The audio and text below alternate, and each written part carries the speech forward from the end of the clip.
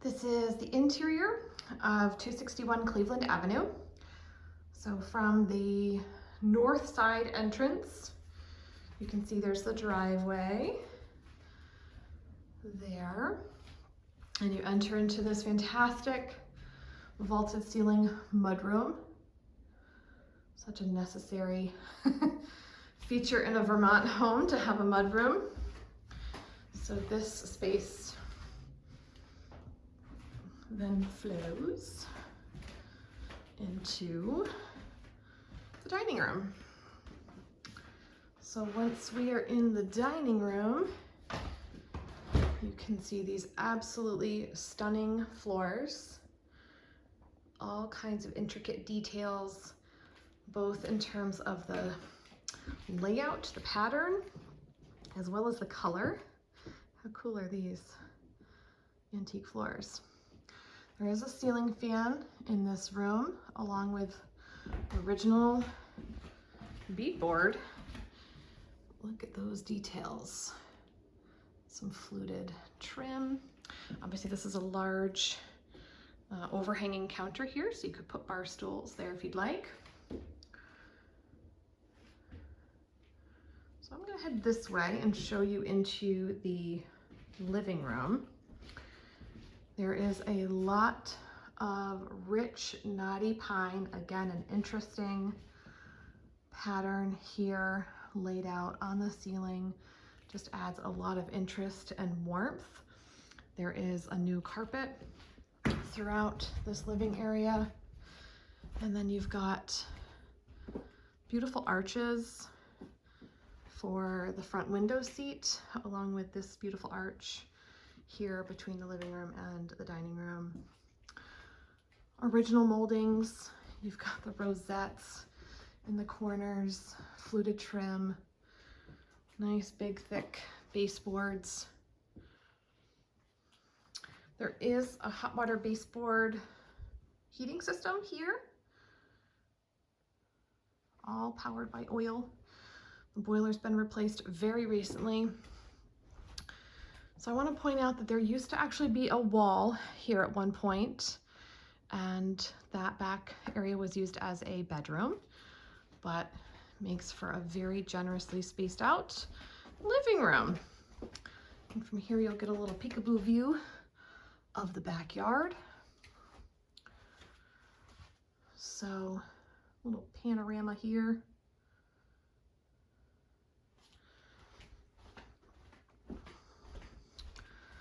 All right, so going back through the dining room, here is the first floor bathroom. This has been nicely updated. There is a shower with a built-in grab bars, a detachable shower head, and a little seat that folds right down and folds right back up. Nice vanity. I think that's a real stone countertop. It's really pretty. And then you've got the overhead light and fan.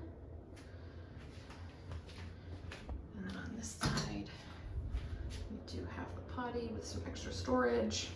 I do want to point out that this section here has a slant, a little slope, if you will, just like the laundry room does.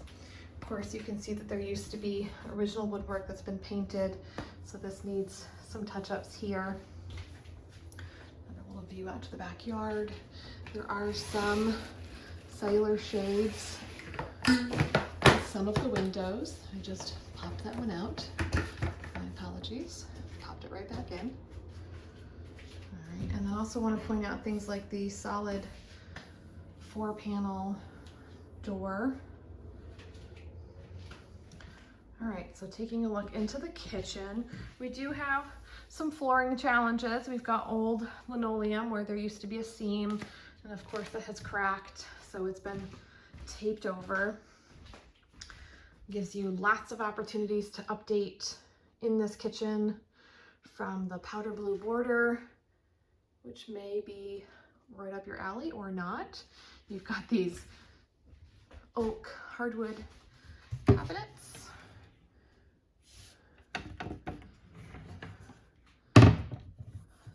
Nice sturdy hardware. There is a dishwasher, electric range, and refrigerator. The refrigerator really needs to be replaced. You can see this door handle's been broken off. It's not plugged in, so I'm not going to open it right now. But some upgraded appliances, potentially replacing the countertop and the flooring in here. This door actually just needs a different hinge. They're going to attempt to reattach it, but that goes right there. So that adds a lot of space. This whole cabinet could come out if you don't want that there. The Hoosier is not included. This is a piece of furniture that the owners will be taking with them. But this piece right here does stay. But like I said, you could remove it if you don't want it. Overhead lighting, plus there's lighting here right over the sink, which is really great. And just pointing out how connected all these spaces are. You can see right through the dining room, through the living room. And then there's one more space to show you here on the first floor, and that's the laundry room. So the washer and dryer are separated, one on each side of this little step down room. Again, like the bathroom, which is on the other side of this wall, there's a slant to this floor. It does slope down, okay? And then there's a door here out to the backyard. So there is also room in here for some shelving, which we are happy to leave behind with the matching paints and things. And there is an overhead light as well. Okay, so from the dining room, you can actually go up and over into the living room. Yes, there's a tiny little step. So you can get there from here or the way I went originally. And there is also another door here that goes out to a set of steps to the yard. Hope I'm not making you dizzy. So the same nice, newer gray carpeting, very plush, extends throughout the upstairs. So I'm right above the living room. So where there was a bump out in the living room, there is another bump out here. This, of course, has the original woodwork not painted. And look at the details. It's carved and beautiful. So some of the windows themselves have some issues, like we've got a little patch going on there. This one has a good sized crack, if you can see that there. These are older single pane windows with screens and storms. So that's where I just came up. So the layout is interesting. I mean, you could use this as another living room. Going down this hallway, we've got a large kind of bonus area here. There's a hanging bar for some extra storage space. On the right-hand side here, there's a door to another big closet. They've just got some wraparound shelving in here. And across the hallway from that storage closet on the left is the upstairs full bathroom. So you can see the old wood floors. You do have a pedestal sink. It is blue. And then we do have the potty. It is up on a little platform there.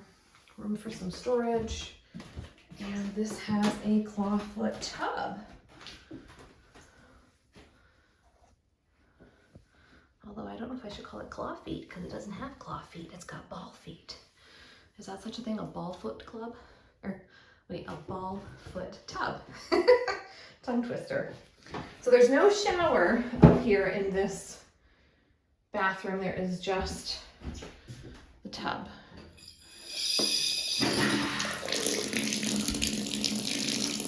Okay. And then the end of the hall here on the left is a bedroom.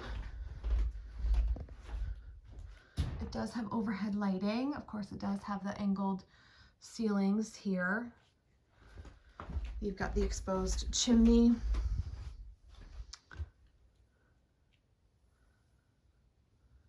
It's a very generous sized bedroom. I do want to point out that these windows need to be replaced. Siller is not replacing them. I would probably recommend putting in one double hung window instead of the crank out windows, but that'll be up to the buyer to decide. So there's cracks, and then both of them are fogged over. All right, so down the hallway, I've got another bedroom here to show you. So this one also has overhead lighting, and it's got the view out to the backyard. It does have a closet, a really good sized closet in here. There are no hinge cutouts for this door, so there was something different. I think maybe they just had a curtain sort of hanging or something, but there is a door here just resting.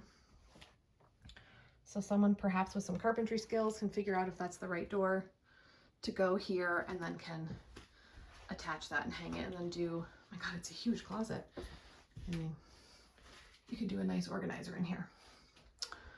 All right, so the last room is up these stairs. They are steep. There is a railing to hold on to. This is third floor bonus space. So you can see there's like a little bookshelf built in on either side of the stairs. You see the chimney here. We're gonna look out to the street, the front yard here.